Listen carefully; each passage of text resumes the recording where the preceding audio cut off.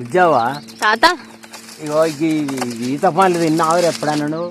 ఎందుకు తినలేదు తాత, మస్తు తినేది చిన్నప్పుడు. ఇప్పుడు అటు దొరుకుతలేవు తాత మాకు. ఇగో వీటికి బాగా కాల్షియం బాగుంటది వీటికి. అవునా? వీటిని చిన్నపిల్లలకు తినిపియాలి.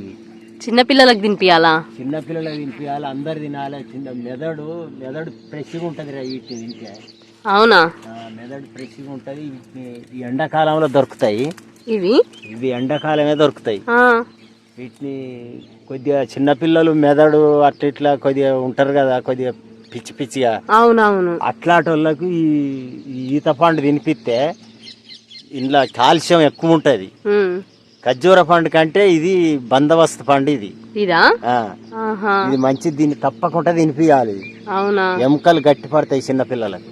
ఇది తినిపిస్తేనా? ఇది తినిపిస్తే ఈత పండు బందోబస్తు పండు ఇది.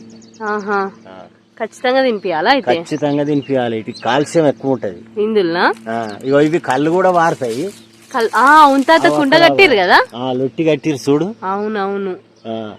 ఈ కళ్ళు ఇవి బాగా వాడతాయి. దీనికి ఇక మందు గిట్ల ఏమి ఉండదు కదా ఊర్లో దొరికే పంట కాదు ఇది. అదే ఊర్లోకి దొరికేదానికి మందు ఉండదు, ఏముండదు. మందు లేని పంట కాదా ఇది. అదే తింటే మన ఒంటికి చాలా మంచిది. అవును తాత, నిజంగా అన్ని ఇప్పుడు మందులతోనే తయారైతాయి. మందులతో తయారైతాయి. దీని మందు గిట్ట ఏం లేదు కదా. అవును. దీన్ని తప్పకుండా తినాలి. అదే తినాలి తాత. సంవత్సరానికి నేను దాదాపుగా ఒక 5-6 కిలోలు తింటారు ఇవి.